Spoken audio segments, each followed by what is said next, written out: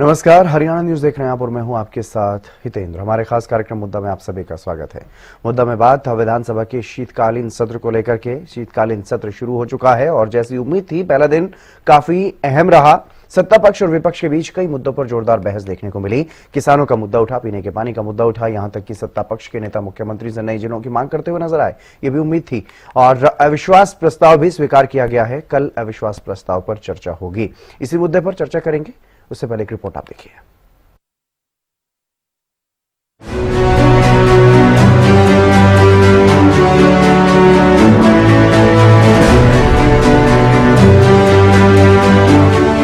विधानसभा का शीतकालीन सत्र शुरू हुआ और पहले ही दिन सदन में सियासी तापमान चरम पर नजर आया। सत्ता पक्ष और विपक्ष के बीच कई अहम मुद्दों पर जोरदार बहस देखने को मिली। किसानों की समस्याओं को लेकर विपक्ष ने सरकार को घेरा, मुआवजे पर सवाल उठाए गए, नशे का मुद्दा भी उठा, वहीं पीने के पानी का मुद्दा भी सदन में गूंजा। शहरवासियों को पानी पीने का पूरा नहीं मिलता है तो गंदा पानी मिलता है। स्वच्छ पानी मिलना एक कॉन्स्टिट्यूशनल राइट है under article 20 of the constitution, और साथ में मानवता के हिसाब से एक अच्छी सरकार को स्वच्छ पानी पीने के लिए देना चाहिए। समस्या जो है ये है कि रिप्लाई में भी मंत्री जी ने कहा है, उन्होंने एडमिट किया है कि हमारी स्टोरेज कैपेसिटी कम है। तरीका है काम करने का, उस पर हमारा डिपार्टमेंट लगा हुआ है, उसको जितना जल्दी हो सकेंगे हम उसके प्रोसेस करें। गंभीर मामला है, खास तौर पे उस इलाके का जिससे ये इंसान को दो ही चीज चाहिए, पानी या शुद्ध हवा। वो एनसीआर की वजह से वहाँ AQI कितना रहता है रोहतक में और पूरे एनसीआर में, वो भी और पानी की भी। तो ये इसका जल्दी आप टाइम बाउंड करो इसको, ये नहीं बात कर रहे। मुख्यमंत्री जी क्या एक दिन कहता हमें दे देंगे हम जमीन। जी वहाँ पर नगर निगम की 14 एकड़ लैंड है, एक तो हम वो देख रहे हैं, मुख्यमंत्री जी ने बताया। और एक सोनीपत रोड के ऊपर एक पंप खराब है, उसकी कैपेसिटी बढ़ा रहे हैं, उसको ठीक कर रहे हैं। आपको पानी की कमी नहीं आने देंगे। रोहतक के माननीय विधायक जी, रोहतक के एक एक घर में पर्याप्त पानी पहुंचाना हमारी सरकार की जिम्मेवारी है, उसके लिए हम काम कर रहे हैं, मैंने कहा है। दिलचस्प बात ये रही कि नए जिले हांसी में जल्द सुविधाएं देने की मांग के साथ साथ सत्ता पक्ष के कुछ विधायकों ने मुख्यमंत्री से गोहाना और सफीदों जैसे अन्य क्षेत्रों को जिला बनाने की मांग एक बार फिर उठाई।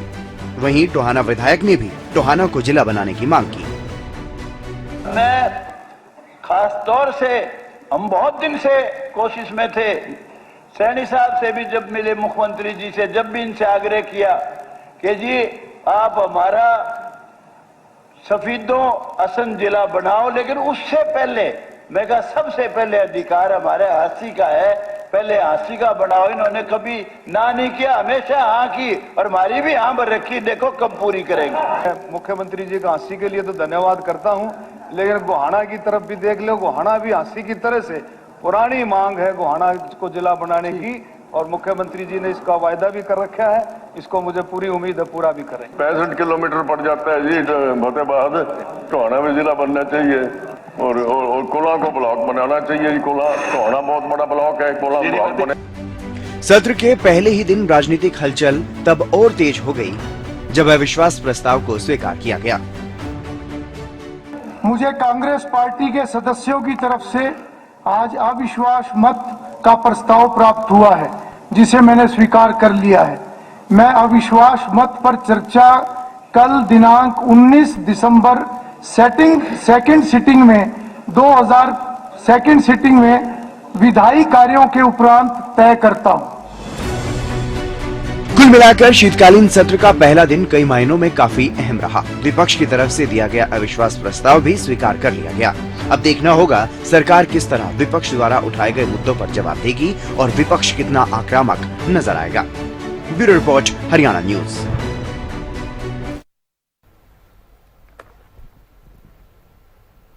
इसी मुद्दे पर चर्चा करेंगे। मेरे साथ कुछ खास मेहमान जुड़ गए हैं। पंकज जी हमारे साथ जुड़ गए हैं भारतीय जनता पार्टी से, गगन जी जुड़ गए हैं कांग्रेस से, और राजेंद्र यादव जी वरिष्ठ पत्रकार भी हमारे साथ जुड़ चुके हैं।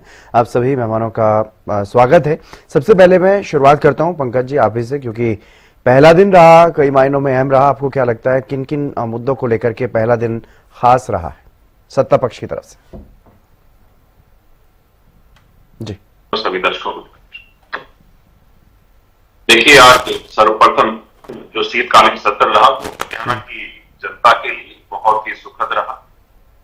और माननीय मुख्यमंत्री जी नायब सिंह सैनी जी ने एक नई रीत चालू की, जिसको पूरे ही सदन ने सराहा और लगभग पूरे हरियाणा ने ही सराहा कि विपक्ष के नेता भूपेंद्र सिंह हुड्डा, जो उनका काफी अनुभव भी है, उनके अनुभवों को और उन सबका स्वागत किया कि एलओपी इतने दिनों के बाद बना, लेकिन एक सशक्त आदमी बना जो कि 2 बार से हरियाणा के मुख्यमंत्री भी रहे।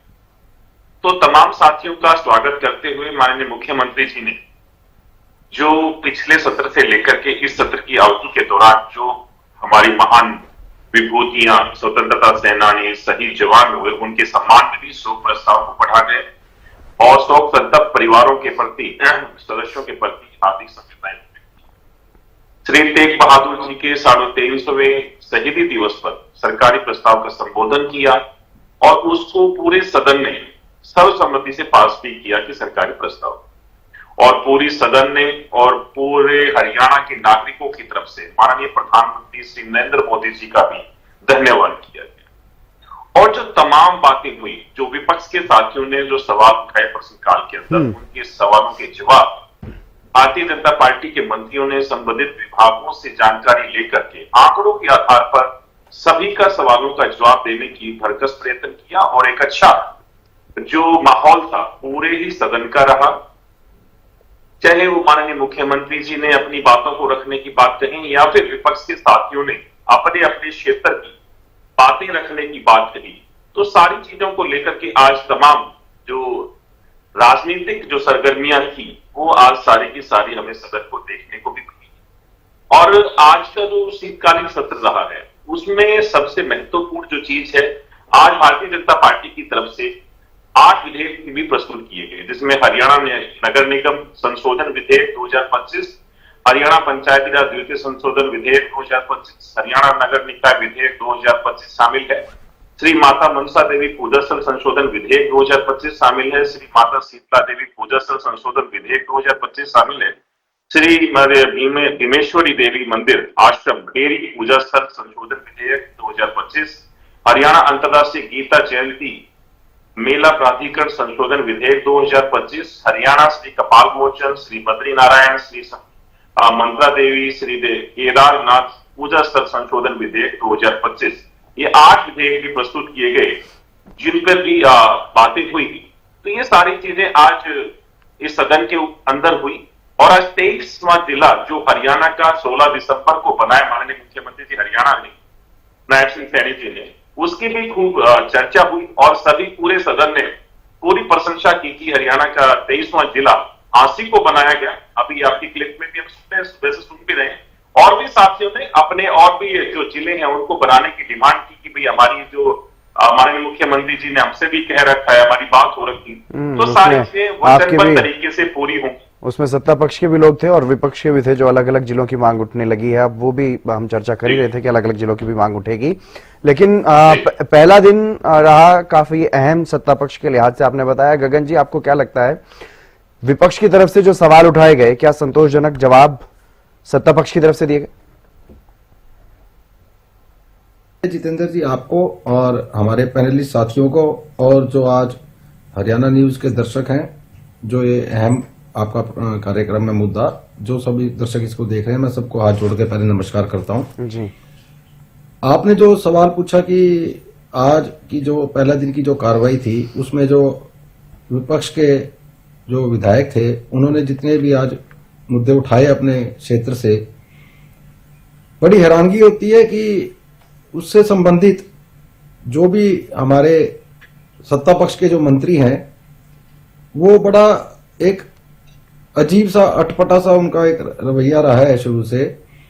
जब भी उनसे किसी भी क्वेश्चन कोई लगाया जाता है किसी काम के बारे में, उसकी प्रगति के बारे में या उसकी एक निर्धारित समय में पूरा होने के बारे में जब सवाल सदन में रखा जाता है तो उसका एक रटा रटाया जवाब हर एक विभाग के मंत्री के पास पहले से ही तैयार होता है कि कार्रवाई चल रही है, प्रक्रिया में है और जल्द ही इसको पूरा कर दिया जाएगा।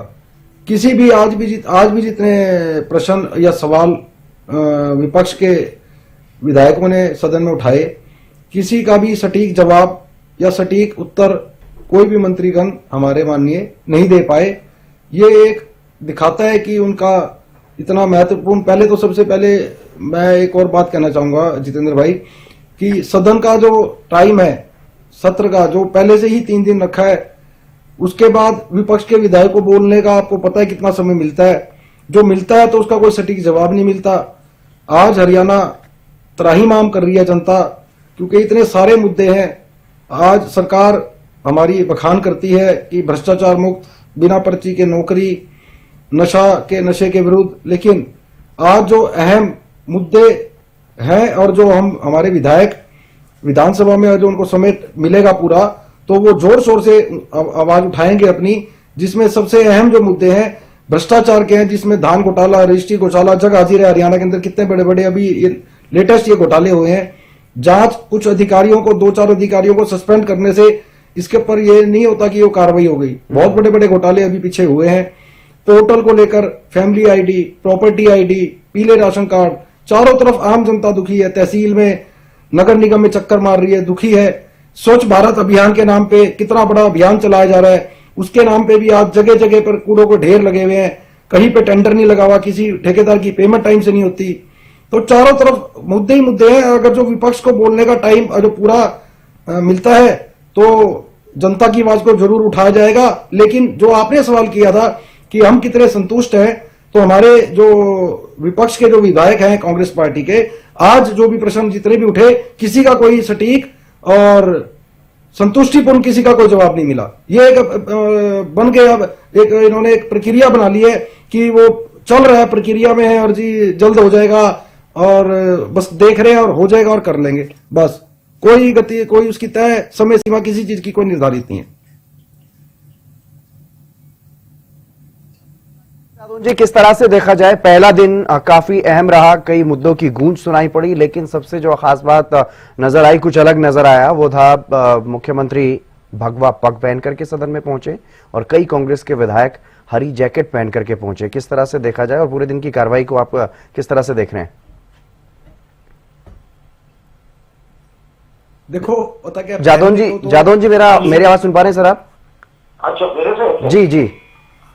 नहीं, देखिए ऐसा है कि वो अब कुछ माहौल तो बदला हुआ था जी, जब नेता प्रतिपक्ष का उन्होंने ऐलान किया स्पीकर जी ने। स्पीकर साहब ने कहा कि नेता प्रतिपक्ष को भूपेंद्र हुड्डा को मान्यता वो जो दे दी गई है, क्योंकि वो स्पीकर वो एक औपचारिकता होती है जो स्पीकर को पूरी करनी होती है। जब वो विधायक दल का नेता हाईकमान की तरफ से नियुक्त किया जाता है, इसके बाद वो जो औपचारिक प्रक्रिया है कि जो स्पीकर घोषित करते हैं उनको मान्यता दे दी गई। इसके बाद जो है सबसे पहली बात तो ये हुआ कि मुख्यमंत्री ने उनको बधाई दी और उनके कैरियर को लेकर काफी प्रशंसा भी की और उन्होंने कहा कि भाई वो उनकी संगठनात्मक क्षमता है और लोकतांत्रिक मूल्यों में गहरी आस्था है, इसलिए उनको दूसरी बार नेता प्रतिपक्ष का पद मिला। तो ये सदन में पहले कभी इस तरह से मुख्यमंत्री या नेता सदन ने नेता प्रतिपक्ष को इस तरह से नहीं सराहा था। तो ये पहली बार एक नई परंपरा की शुरुआत की है।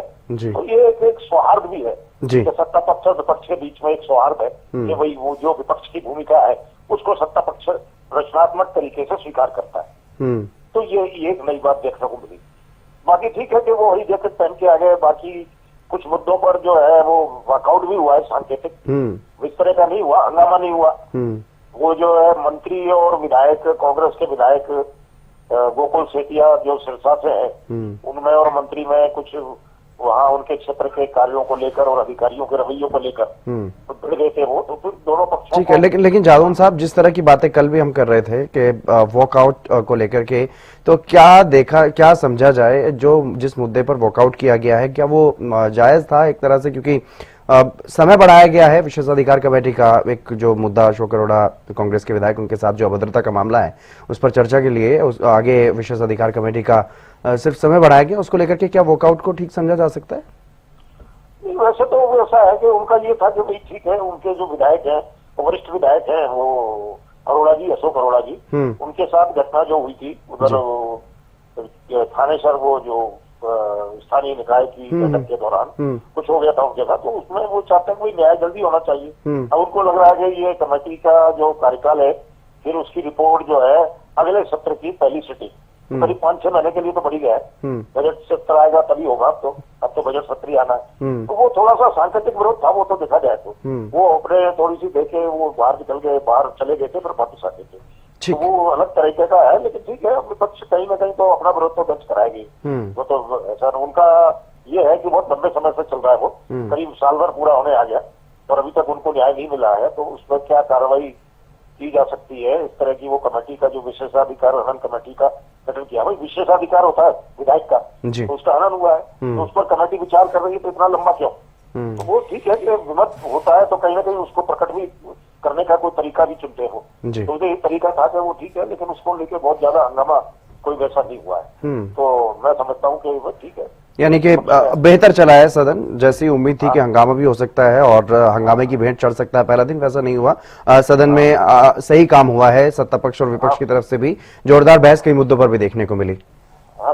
जी पंकज जी, हांसी जिले की आपने बात की, जिक्र किया कि कई विधायकों ने सत्ता पक्ष और विपक्ष की तरफ से बिल्कुल सराहा गया है, आभार जताया गया मुख्यमंत्री का, लेकिन साथ ही साथ चुनौती नजर आ रही है क्योंकि अपने ही विधायक हैं, अपने ही मंत्री हैं, अलग अलग जगहों पर जो मांग कर रहे हैं। कुछ विपक्ष के भी विधायक हैं जो कुछ तहसील की मांग कर रहे हैं, कुछ उप तहसील की मांग कर रहे हैं। अलग अलग तरीके से लोग अपनी अपनी मांगे जो है वो सदन में करते हुए नजर आए। तो क्या चुनौती है अब जो कई और क्षेत्र ऐसे जिनको नया जिला बनाने की मांग लगातार उठ रही? नहीं, देवेंद्र जी, कोई चुनौती नहीं है जी। माननीय मुख्यमंत्री जी ने कमेटी बना रखी है, मतलब पूरे स्टेट की कमेटी है। वो कमेटी लगातार जांच करती रहती है कि कौन सी चीज आज जगह को तहसील में कन्वर्ट करना है, किसको जिले में कन्वर्ट करना है, वहां पर की भौगोलिक स्थिति का है, वहां पर जनसंख्या कितनी हो गई है, वहां पर किसकी चीज की आवश्यकता है। तो उस तरीके से कमेटी है वो लगातार अपना काम करती है और वो अपने सुझाव वो सारे के सारे माननीय मुख्यमंत्री जी तक पहुंचाते हैं। फिर हमारी पूरी टीम बैठ के उस पर सजेशन करती है, बातें करती है और निसंदेह जो भी जिलों का और जिक्र हुआ है, गुवाहाटी हुआ, नारनौल हुआ, 2-3 साथियों ने जिक्र किया, तो जिसका भी ऐसा उस कमेटी के अंदर जितने भी मापदंड है वो पूरे होंगे तो निसंदेह वो सारे भी उसी तरीके से जो तहसील बनने लायक हो तहसील बनेगा, जो ब्लॉक लेवल पे जाने लायक है ब्लॉक लेवल पे जाएगा, जो जिला बनने लायक हो जिला लेवल पे भी जाएगा। इसमें कोई किंतु परंतु नहीं है। भारतीय जनता पार्टी की सरकार नायब सिंह सैनी जी के नेतृत्व में लगातार एक बहुत अच्छा काम कर रही है और आज सकारात्मक तरीके से पूरी चर्चा रही पूरे सदन की। जैसा कि राजभवन साहब ने भी कहा और मैंने भी पहले बताया कि एलओपी का, लीडर ऑफ अपोजिशन का, आज से पहले इतना अच्छा स्वागत, इतना मान सम्मान पहले कभी नहीं हुआ। जो आज एक नई रीत माननीय मुख्यमंत्री श्री नायब सिंह सैनी जी ने और राजेंद्र कल्याण हमारे राज्यपाल साहब ने आज बनाई है, स्पीकर सर ने, तो और अविश्वास जो प्रस्ताव लेकर के आई थी कांग्रेस, स्वीकार किया गया है, उस पर कल चर्चा होगी। तो एकदम सकारात्मक तरीके से जो भी विपक्ष चाहता है, जो विपक्ष इन सवालों के जवाब चाहता है, हरियाणा की जनता की बेहतरी के लिए भारतीय जनता पार्टी लगातार माननीय मुख्यमंत्री श्री नायब सिंह सैनी जी के नेतृत्व में लगातार अच्छा काम कर रही है। और माननीय मुख्यमंत्री जी ने कल ही कह दिया था कि हमारी तैयारी पूरी है, विपक्ष के जो भी सवाल होंगे हम उनके सटीक और आंकड़ों के आधार पर जवाब देंगे। अभी कांग्रेस के साथी ने तो कह दिया कि भाई कोई भी सवाल का जवाब नहीं दिया गया। अब गीता भुक्कल जी ने ही झज्जर के स्कूल का एक उदाहरण उठाया, तो माननीय मंत्री जी महिपाल ढांडा जी ने इतनी बड़ी बात कही, क्या इनके कार्यकाल में कभी किसी मंत्री ने ऐसा कहा क्या कि भाई जैसे ही सदन खत्म होगा, विधानसभा का अपना सत्र खत्म होगा, मैं खुद आपके झज्जर जिले के उस स्कूल के अंदर चलूंगा आपको साथ लेकर के, अगर हमारे पास रिपोर्ट गलत आई है तो उन पर पूरी दंडात्मक कार्रवाई करेंगे और बिल्डिंग में कोई कमियां होंगी तो उनका पूरा करेंगे। इतना सटीक आंसर और इतना बहुत बड़ा दरिया दिल दिखाकर के मंत्री जवाब दे रहा है और उसके लिए कांग्रेस के प्रवक्ता साथी कहते कि हमें तो अच्छा नहीं लगा, हमें तो सटीक आंसर ही नहीं मिला।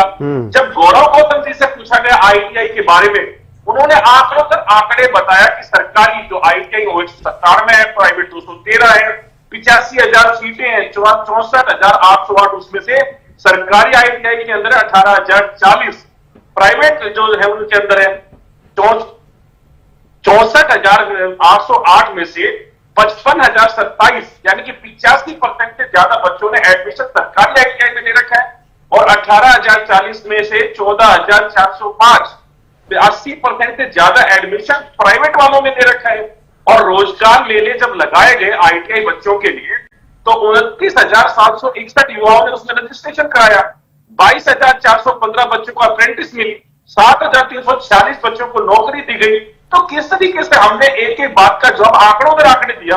उन्होंने ये भी बताया कि माननीय मुख्यमंत्री जी के नेतृत्व में आज मारुति सुजुकी, नवीन जिंदल फाउंडेशन, ये इस तरीके के जो बड़े घराने हैं, औद्योगिक घराने जिनको कहा जाता है, ऐसे लोगों ने 106 ITI के साथ अपना समागम बनाया, समझौता किया है। 295 औद्योगिक घराने ऐसे थे जो कौशल के आधार पर किस तरीके से हमारे बच्चे ITI में जाकर के इन मारुति सुजुकी हो, नवीन जिंदल फाउंडेशन हो या और भी जो औद्योगिक चीजें हैं उनमें जाने के लिए कैसे तरीके से कुशलता उनको चाहिए, उनके साथ सीधा सामंजस्य बनाया और आज हमारे बच्चों को ITI के माध्यम से सीधा न जाने को मौका मिलेगा। तो इन साथियों का ये कह देना कि हमें तो सटीक आंसर नहीं मिला, लेकिन हर एक के लिए सटीक आंसर दिया गया। से माननीय मंत्री आरती राव जी का जवाब था, उन्होंने भी सीधा सीधा कहा कि भाई ये हॉस्पिटल या टीबी हॉस्पिटल हिसार की बात करें, वो 2 साल उसकी ड्राइंग बन चुकी है और वो 2 साल के अंदर कंप्लीट हो जाएगा। तो हर चीज के बारे में हमारे मंत्रियों ने विभागों से जानकारी एकत्रित करके सभी बातों का सटीक जवाब दिया और इनके मंत्रीगण सभी के सभी वहां अच्छे तरीके से उन सवालों के जवाबों से संतुष्ट नजर आए। गोकुल सेठिया और गंगवा जी का जो एक उदाहरण अभी आपने भी दिया, वो वहां पर पॉलिटिक्स इसलिए हो गई क्योंकि वो आमने सामने की बात हो गई।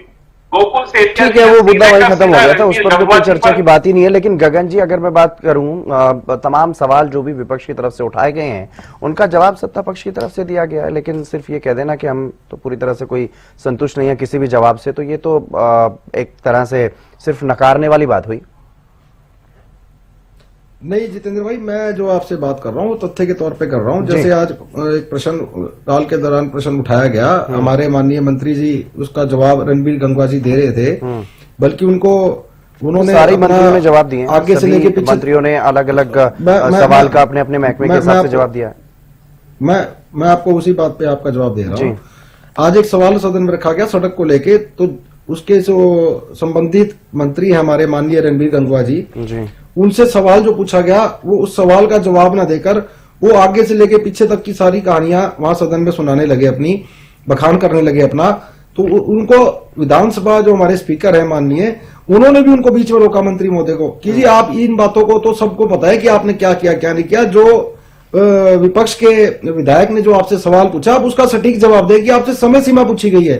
तो उनका क्या जवाब था कि समय सीमा तो मैं अभी बता नहीं सकता, अभी 10% जमीन तो एक्वायर होने से रुकी हुई है और वो कब एक्वायर होगी उसका भी कोई जवाब नहीं था।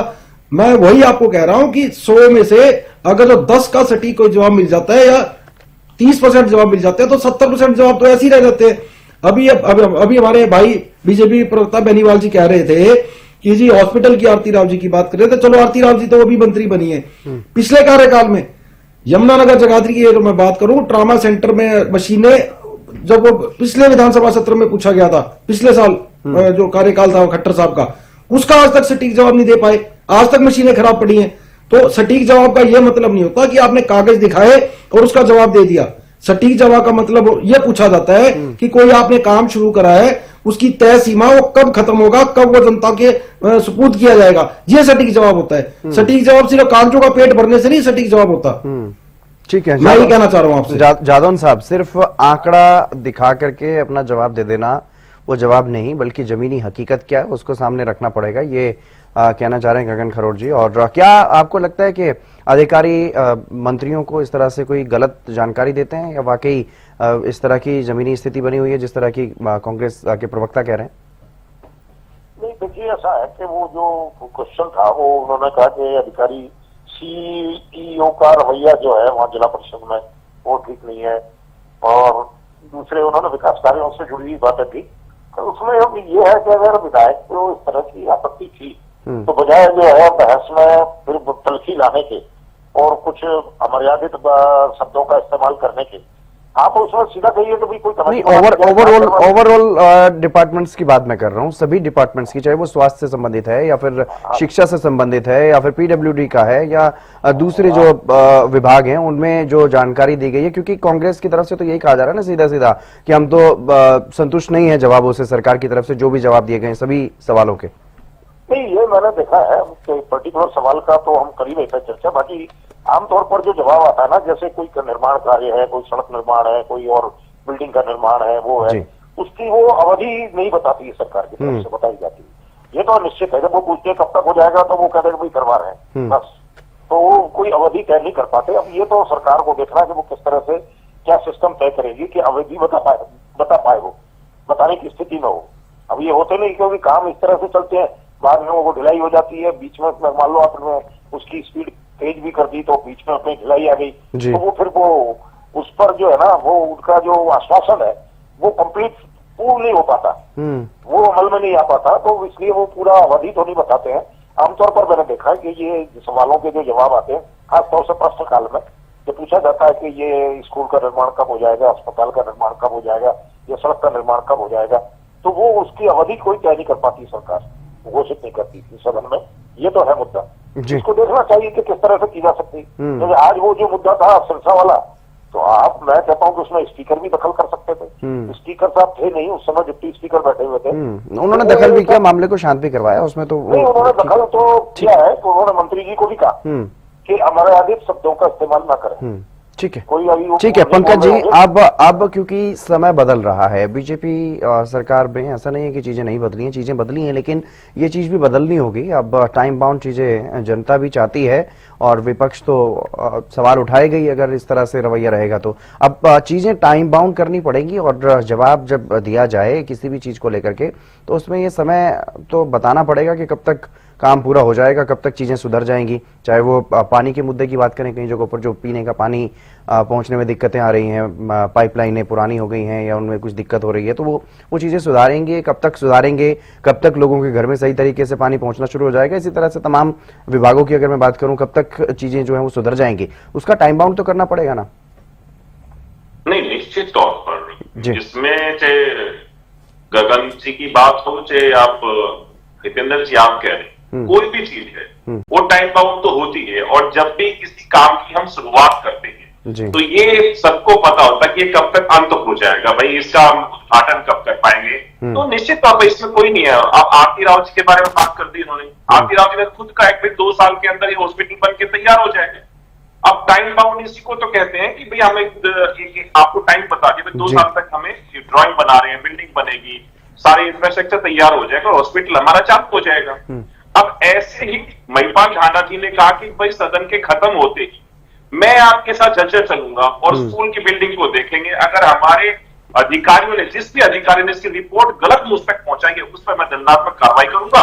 ये तो 2-3 दिन के बाद की बात है, 22 तारीख के बाद 23 तारीख की बात है। तो मतलब हमने तो तारीख ही दे दी कि भाई इसके बाद ही 23 तारीख को हम आपके साथ चलने वाले हैं झज्जर के अंदर, गीता मुखर्जी के साथ। तो ऐसा साथियों का ये कह देना कि हमें तो जवाब नहीं मिले, प्रश्न काल के जितने भी सवालों के जो जवाब दिए गए वो सटीक तरीके से दिए गए। और जो टाइम बाउंडेशन की बात है, बिल्कुल टाइम बाउंड होना ही चाहिए, और टाइम बाउंड है सारी चीजें।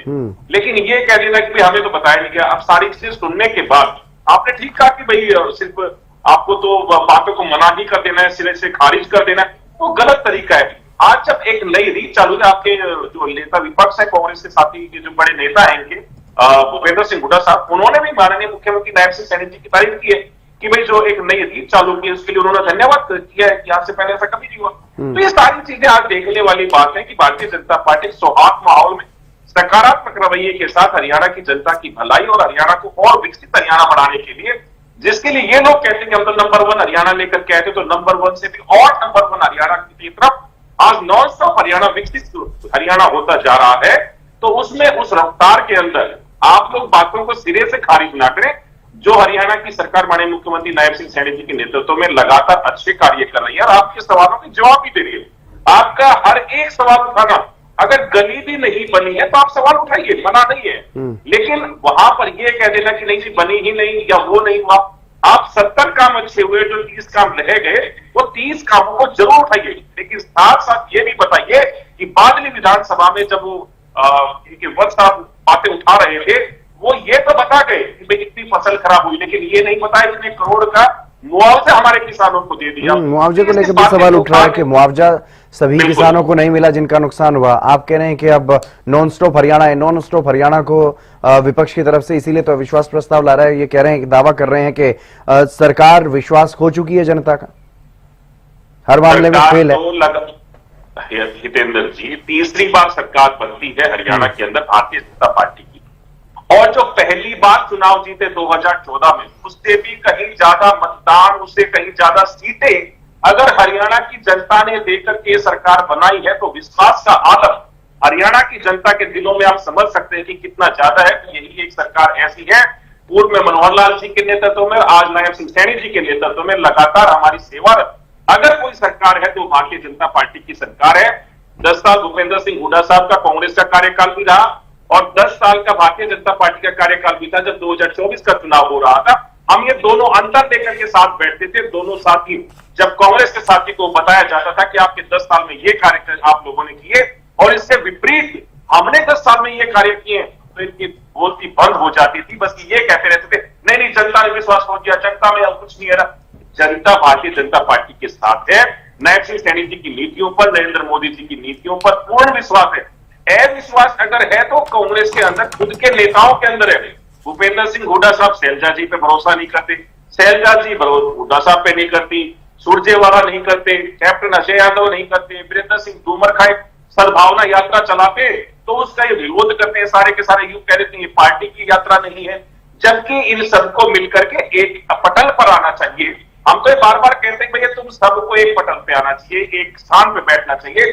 तो कांग्रेस तो मजबूती तो दे, लेकिन ये तो एक दूसरे की टांग खींचने पर लगे थे। इन सब कांग्रेस पार्टी के जो बड़े नेता हैं या जो कार्यकर्ता ही है, इन सब के अंदर अविश्वास खुद के अंदर पैदा हो चुका है।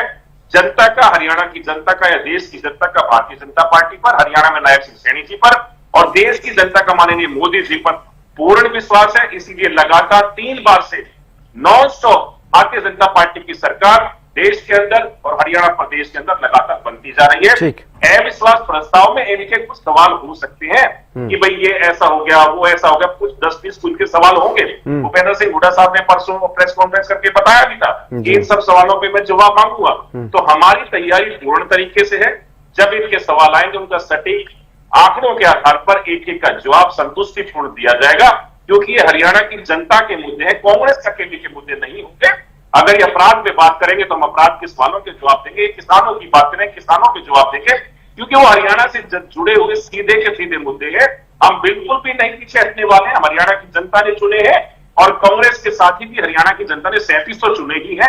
इनके भी जो सवाल होंगे उन सबके सवालों को बिल्कुल दरकिनार नहीं किया जाएगा, सबका जवाब तसल्ली बख्श दिया जाएगा। बस ये सुनते रहे और आगे ना वॉकआउट ना करें। गगन जी, भागे ना, वॉकआउट ना करें। अविश्वास प्रस्ताव तो आप लेकर के आ रहे हैं क्योंकि सरकार तीसरी बार बनी है, भारतीय जनता पार्टी की पूर्ण बहुमत के साथ है, तो कुछ असर, क्या आप प्रभाव इस अविश्वास प्रस्ताव के जरिए लाना चाहते हैं? जितेंद्र जी, मैं 3 चरणों में अपनी बात पूरी करना चाहूंगा। सबसे पहले तो एक जो हमारे वरिष्ठ पत्रकार आज पैनल में हैं, राजेंद्र जी और हमारे बीजेपी के प्रवक्ता डॉक्टर बेनीवाल जी, ये तो इन दोनों ने अभी आपके चैनल पे इसी कार्यक्रम में माना कि जो हमारे जो सवाल विपक्ष पूछता है सदन में कि कौन सा कार्य कब पूरा होगा, उसका सटीक कोई जवाब नहीं मिलता, तो उसका इन दोनों ने माना है अभी कि भाई जो अधिकारी हैं वो गुमराह करते हैं, वो गलत रिपोर्ट पेश करते हैं, जिस कारण समय पे कार्य नहीं पूरे हो पाते और मंत्री जो उससे रिलेटेड मंत्रीगण होते हैं माननीय, वो भी उसका सटीक जवाब नहीं दे पाते। तो इसका मतलब जो अधिकारी आपकी बात को आपको गुमराह कर रहे हैं, गलत रिपोर्ट पेश कर रहे हैं, तो इसका मतलब आप कहां आपकी डबल इंजन की सरकार है, कहां आपका कंट्रोल है? पहली बात तो ये। दूसरी बात, अभी डॉक्टर बेनीवाल जी ने कही कि जी नॉन स्टॉप हरियाणा, बिल्कुल उनकी बात से मैं पूर्णतः 1000% सहमत हूं। नॉन स्टॉप हरियाणा जब से 11 साल से बीजेपी की सरकार आई है, नॉन स्टॉप चल रहा है। नॉन स्टॉप किसमें चल रहा है? भ्रष्टाचार में नॉन स्टॉप चल रहा है, नशे में नॉन स्टॉप नंबर 1 चल रहा है, आपका जितनी भी सरकारी योजनाएं हैं वो सारी विफलताओं में नंबर 1 चल रहा है। प्रति व्यक्ति जो कर्जा आज हरियाणा के ऊपर है 3,75,000 करोड़ रुपए, उसमें हरियाणा नॉन स्टॉप नंबर 1 पे चल रहा है। तो हर चीज में बिल्कुल मैं डॉक्टर साहब की बात से सहमत हूं कि नॉन स्टॉप बिल्कुल हर तरीके से नॉन स्टॉप चल रहा है और कोई लगाम ही नहीं है उसके ऊपर, किसी चीज पे कोई लगाम नहीं है। नॉन स्टॉप घोड़ा दौड़ रहा है चाहे हर मुद्दे के ऊपर, और वो विफल है सरकार। आज ये कुछ भी कहते हैं जनता ने चुना है, ये सबको पता है हरियाणा के अंदर किस तरह की सरकार बनी है, किस तरह से वोट चोरी हुई है और किस तरह की इन्होंने सरकार बनाई है। जनता के आदेश की कोई सरकार नहीं है। तीसरा, इन्होंने भी हमारे पर एक कटाक्ष किया कि जी कांग्रेस की तो आपस में ही गुटबाजी है, कोई नेता एक दूसरे के साथ बात करके राजी नहीं है। डॉक्टर बेनीवाल जी, मैं आपसे एक बात कहना चाहूंगा आदरणीय साहब, कि आप दूसरे की थाली में तब देखो जब आपके घर में भोजन बढ़िया बन रहा हो। आप अपने खुद के देखो, आपके जो माननीय वरिष्ठ, सबसे वरिष्ठ हरियाणा के नेता है और मंत्री रह चुके हैं और सबसे ज्यादा बार विधायक रह चुके हैं, अनिल विज जी, कितनी बार उनका आपने सम्मान किया और कितनी बार आपने उनका असम्मान किया है? 10 बार तो आपकी वो मीटिंग छोड़ के चले जाते हैं बीच में से, मुख्यमंत्री जी के कहने पे आते नहीं। वो अपना घर भी आप ठीक करो। ऐसे ही आपके पास कई सारे मुद्दे हैं जहां पर आपकी आपस में नेताओं की नहीं बनती। इन बातों से कुछ नहीं होगा कि आप आज जो सेशन चल रहा है, जनता के जो मुद्दे हैं आप उसकी चिंता करो। कांग्रेस पार्टी की चिंता कांग्रेस खुद कर लेगी। कांग्रेस पार्टी की चिंता और आपको उसकी चिंता करने की जरूरत नहीं है कि इकट्ठे बैठो एक मंच पे आओ। वो कांग्रेस को सब पता है कैसे चलाना है।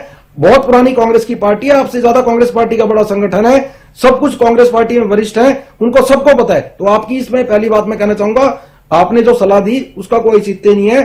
जो आज हम मुद्दे रख रहे हैं आप उनका जवाब दीजिए कि आज जो आपने कहा नॉन स्टॉप, हरियाणा कितने मुद्दों पे नॉन स्टॉप चल रहा है, तो उसके ऊपर लगाम कौन लगाएगा?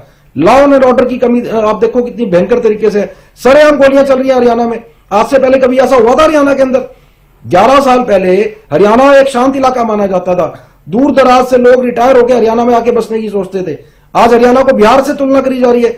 जिसकी दुकान पे देखो फायरिंग हो जाती है, अभी रोहतक में दुर्घटना हुई, वो तो बाल बाल बच के दुकानदार और उसके अंदर बैठे हुए ग्राहक। आप जांच कमेटियां बिठा देते हो, जांच होती रहती है, क्या होगा जांच कमेटियों को बिठाने से? आप बिल्कुल सही कह रहे हो, नॉन स्टॉप चल रहा है और नॉन स्टॉप है, कोई लगाम नहीं है इसके ऊपर। तो ये लगाम लगाने के लिए जो अविश्वास प्रस्ताव हम ला रहे हैं उसका कारण ही यही है, क्योंकि आप समय कम देते हो विधानसभा में बोलने का। अविश्वास प्रस्ताव को लाने का मुख्य कारण यही है ताकि जनता के जो इतने गंभीर मुद्दे अटके पड़े हैं, रुके पड़े हैं, जो हरियाणा का आज हालात हैं, उनको ध्यानाकर्षण लाने के लिए अविश्वास प्रस्ताव लाया जा रहा है। अगर जो मौका मिलेगा तो इनके सब चीजों का वहां पर मौका तो मिलेगा ही। स्वीकार हो गया ना विश्वास प्रस्ताव, तो स्वीकार हो चुका है, मौका तो मिलेगा ही। तो ठीक है, तो आपको अपनी आवाज उठानी है। हम रखेंगे ना अपनी सारे मुद्दे जी, हम अपने सारे मुद्दे रखेंगे और इसमें कोई दो राय नहीं है। ये तो मैं बल्कि खुद मान रहे हैं कि अधिकारी गुमराह करते हैं, जिस कारण हम सटीक समय नहीं दे पाते। तो फिर आपका क्या कंट्रोल है सरकार के ऊपर और कैसे आप सरकार चला रहे हो? आप कह रहे हो जी हमारी नंबर 1 सरकार चल रही है, अधिकारी आपकी सुन नहीं रहे हैं। हर तरीके पे यही माहौल है, आप कहते कुछ है, करते कुछ है, होता कुछ है। तो अब आप कह रहे हो कि जी कांग्रेस के अंदर सुधार होना चाहिए। आप अपने विचारों को ठीक करें, अपने सरकार को चलाने का तरीका ठीक करें, जनता की हितों का ध्यान रखें, तो वो ही अच्छा रहेगा।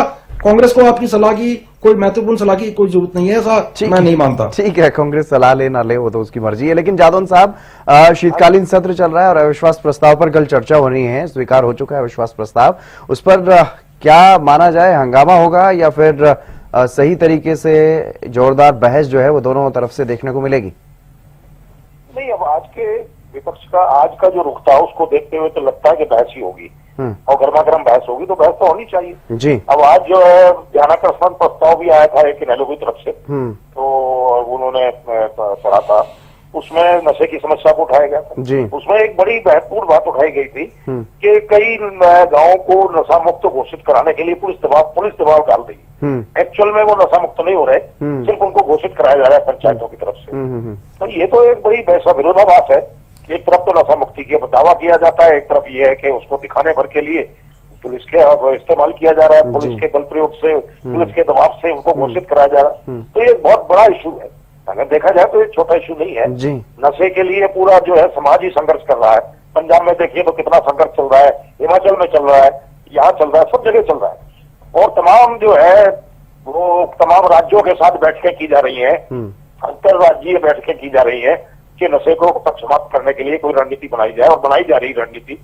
लेकिन ऐसी स्थिति में सिर्फ आप दिखावे के लिए नशा मुक्त गांव घोषित करवा रहे हैं।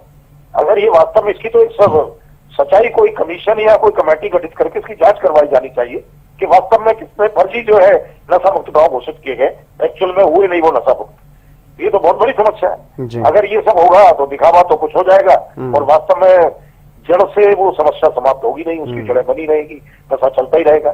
तो ये तो एक बहुत बड़ा जो है धोखा है, छलावा है अगर देखा जाए तो ये। तो इस तरह से अब ये ठीक है, एक बार अपनी बात पूरी करने दीजिए जादौन साहब को, उसके बाद मैं आपके पास आऊंगा। जी जादौन साहब, देखते हैं कि कल जो है विश्वास प्रस्ताव पर और क्या क्या मुद्दे लेके आता है, क्योंकि उन्होंने दिया होगा अभी तो वो जो है वो दफ्तर में है, अगर देखा जाए तो दाखिल दफ्तर है, वो हाउस के पटल पर कल आएगा कि क्या क्या उन्होंने मुद्दे उठाए हैं, क्या क्या आरोप लगाए गए हैं जी। कि भाई जनता विश्वास नहीं रखती इस सरकार में, वो ये उनका ये दावा है, तो वो किस तरह से उसमें क्या क्या मुद्दे उठा के वो पेश करेंगे सदन के पटल पर, और फिर वो जो है उस पर सरकार क्या जवाब देती है, क्या रुख अपनाती है, तो वो सरकार भी अपना जवाब देगी। मुद्दों पर जो है जो मुद्दे उठाए जाएंगे उनको किस तरह से वो उनका समाधान बताएगी। तो ये देखने की बात है। अब ये एक जिज्ञासा का विषय कल सदन की कार्रवाई में सब सामने आएगा। ठीक है, अविश्वास प्रस्ताव पर मैं पंकज जी आपसे जवाब लूंगा, लेकिन गगन जी कुछ कहना चाह रहे थे। जी गगन जी। मैं यही कहना चाह रहा था जितेंद्र भाई कि अभी जो हमारे वरिष्ठ पत्रकार राजेंद्र जी ने कहा, राजेंद्र ये बड़ी गंभीर समस्या है। राजेंद्र जी ने जो कहा बड़ी गंभीर समस्या है नशे को लेकर। मतलब कि आज हरियाणा के अंदर हालात ये हो चुके हैं कि आप ये देखो, जो जोमेटो है, ब्लिंकिट है, या और जो सेवाएं जो आपको होम डिलीवरी प्रदान करती हैं, वो दावा करती हैं 10 से 20 मिनट में आपके घर सामान पहुंचाने का, लेकिन जो नशा तस्कर आज हरियाणा के अंदर एक्टिव है वो उनसे भी जल्दी स्पीड से आपके घर नशा पहुंचा देते हैं। सरेआम बाजार के अंदर, थानों के सामने बिल्कुल सप्लाई करा जा रहा है नशा, कोई रोकथाम ही नहीं है। बच्चा जवान बच्चा, स्कूल के बच्चे तक नशे में धकेल दिए। और मैं बिल्कुल इनकी बात से पूर्णतः सहमत हूं राजेंद्र जी की कि जबरदस्ती सरकार अपना डाटा दिखाने के लिए, कुछ पंचायतों के एग्जाम्पल हमारे पास भी हैं जिनसे सरपंचों को प्रेशर डाल के जबरदस्ती नशा मुक्त पंचायत घोषित करवाएगा, और जबकि उन पंचायतों में सबसे ज्यादा नशा बिकता है। हैरानगी है इस बात की। तो ये सरकार क्या दिखाना चाह रही है? बड़ा गंभीर मुद्दा है। मैं इसीलिए बीच में आपको टोका कि नशे के ऊपर तो बहुत सरकार को सख्ती से बिल्कुल कदम उठाना चाहिए। ठीक है बेनीवाल साहब, कई मुद्दे रहने वाले हैं जिसको लेकर के अविश्वास प्रस्ताव लाया जा रहा है। अविश्वास प्रस्ताव को लेकर के सत्ता पक्ष की तरफ से क्या कुछ तैयारियां पूरी हैं। मैं तो पहले ही कह चुका हूं कि भारतीय जनता पार्टी की पूरी तैयारियां। माननीय मुख्यमंत्री श्री नायब सिंह सैनी जी ने भी जब कल विधायक दल की बैठक ली थी उसके बाद बोल दिया था कि हमारी सारी तैयारियां पूरी हैं, और अविश्वास प्रस्ताव के जो मुख्य बिंदु हैं वो माननीय जो हमारे विपक्ष के नेता हैं भूपेंद्र सिंह हुड्डा साहब, उन्होंने पहले ही डिस्कशन में ले आए। तो सारी चीजों पर आंकड़ों दर आंकड़े हमारे पास सारे सवालों के जवाब तय हैं। और जो नशे की बात को साथ उठा रहे हैं दोनों ही साथी, वरिष्ठ पत्रकार हो चाहे कांग्रेस के साथी हो, इससे अछूते हम चारों ही नहीं है। ये एक सामाजिक कुरीति है और इसकी जिम्मेदारी अकेली एक सरकार की नहीं होती। इसके लिए हमें हर एक नागरिक इसके लिए जागरूक होना पड़ता है। उस नशे को खत्म करने के लिए हम सबकी जिम्मेदारी है। अब अगर मैं बात करूं कि माननीय मुख्यमंत्री जी खुद इस चीज को एक्नॉलेज कर चुके हैं और उन्होंने मैराथन भी चलाया नशा मुक्त हरियाणा बनाने के लिए। पूरे हरियाणा के अंदर घूमे, हरियाणा के युवाओं को प्रेरित किया कि नशे को छोड़े। और इससे ज्यादा आप क्या कोशिश करें? आप जब आपके हरियाणा के मुख्यमंत्री, जिसको हरियाणा की जनता ने चुना, एक एक हरियाणवी का साथ रखना, एक एक हरियाणवी को सुखद जीवन देना, हमारे युवाओं को नशे से दूर रखना, उसको उन्होंने खुद एक्नॉलेज किया कि ये इतनी बड़ी कुरीति है और इसको युवाओं से दूर करना है। क्योंकि उड़ता पंजाब हमने देखा है, उड़ता हरियाणा बनने नहीं देंगे। तो इसके लिए खुद मुख्यमंत्री जी ने अपने आप में हाथ में इसकी बागडोर संभाली और पूरे हरियाणा के युवाओं को अलग अलग जिले में जाकर के प्रेरित किया कि नशे को छोड़े, खेल कूद की तरफ आए और अपने हरियाणा को और विकसित बनाए। हमारा जो दूध दही का खाना, देशा में देश हरियाणा जो कहावत थी, उसको और आगे बढ़ाए, नशे की तरफ हमारे युवा ना जाए। तो मैं नहीं मानता कि इसमें हरियाणा की सरकार हाथ पे हाथ रख के बैठी। अगर खुद माननीय मुख्यमंत्री जी रोडों पर जा रहे हैं जनता को इसको प्रेरित करने के लिए, अपने युवाओं को और उत्साहित करने के लिए कि नशे को छोड़ना है हमें, और इसमें ये कह देना कि सरकार कुछ नहीं कर रही, तो ये बहुत गलत एक बात है। हम सबकी जिम्मेदारी है, इसमें सबको सरकार का साथ देना चाहिए, सहयोग करना चाहिए, प्रशासन का सहयोग करना चाहिए। अगर गगनदीप भाई को लगता है कि डॉक्टर साहब सिर्फ आश्वासन देने से काम नहीं चलेगा ना, आपको कार्रवाई करनी पड़ेगी। सिर्फ इतना कह देने से कि मुख्यमंत्री जी आश्वासन दे रहे हैं, नहीं, आप ये कह रहे हो कि हमारे मुख्यमंत्री जी जगह जगह जाके जनता लोगों को सब जागरूक कर रहे हैं। आप सरकार ये कह के पल्ला नहीं जा सकती ना, सरकार ये कह के पल्ला नहीं जा सकती कि मुख्यमंत्री जी जगह जगह जाके बच्चों को समझा रहे हैं। आप क्या पुलिस क्या कार्रवाई कर रही है? पुलिस क्या कार्रवाई कर रही है? क्यों नहीं नशे को रोका जा रहा? क्यों नहीं बॉर्डर पे सख्ती करी जा रही है? ये नशा आ कहां से रहा है? इसका स्रोत क्या है? ये कौन बेच रहा है? उनके ऊपर क्यों नहीं सख्ती कर रहे? ये क्या कहने से क्यों ना गगन जी से मेरा हितेंद्र जी सीधा सवाल है अगर हितेंद्र जी को कह रहा हूं, गगन सिंह को पता है कि इनके क्षेत्र में नशा बिक रहा है, इन्होंने एफआईआर दर्ज कराई क्या? एक सामाजिक कार्यकर्ता होने के नाते, हरियाणवी होने के नाते क्या थाने में गए क्या एसएचओ को रिपोर्ट दर्ज कराई क्या कि मेरे एरिया के अंदर भला आदमी दारू बेच रहा है, मेरे एरिया के अंदर ये आदमी बिल्कुल बिल्कुल सामाजिक बिल्कुल कर रहे हैं, सामाजिक परेशानी है और इसका सामूहिक तौर पर आपने जो कहा हम बिल्कुल जहाँ पर डॉक्टर साहब ठीक कह रहे हैं, ठीक है गगन जी, जवाब दे रहा हूं। गगन जी ठीक है, जहाँ जहाँ पर हमारे को मौका मिला हमने कंप्लेंट दर्ज कराई है, ठीक है, रिटर्न में कंप्लेंट दर्ज चलिए कराई ठीक है। बहुत बहुत शुक्रिया पंकज जी, पुलिस को गगन जी और जादौन साहब, बहुत शुक्रिया आपका भी। तो शीतकालीन सत्र का पहला दिन काफी अहम रहा है, सियासी पारा हाई नजर आया और पहले दिन कई मुद्दों पर जोरदार बहस हुई, लेकिन दूसरा दिन उससे भी ज्यादा अहम रहने वाला है क्योंकि अविश्वास प्रस्ताव पर चर्चा दूसरे दिन ही होनी है। दूसरे दिन लंच के बाद अविश्वास प्रस्ताव पर चर्चा होगी। देखना होगा किस तरह से विपक्ष आक्रामक नजर आता है और सत्ता पक्ष की तरफ से क्या कुछ जवाब दिया जाएगा, यह भी देखना दिलचस्प रहने वाला है। फिलहाल इस खास कार्यक्रम में बस इतना ही। आप देखते रहिए हरियाणा न्यूज।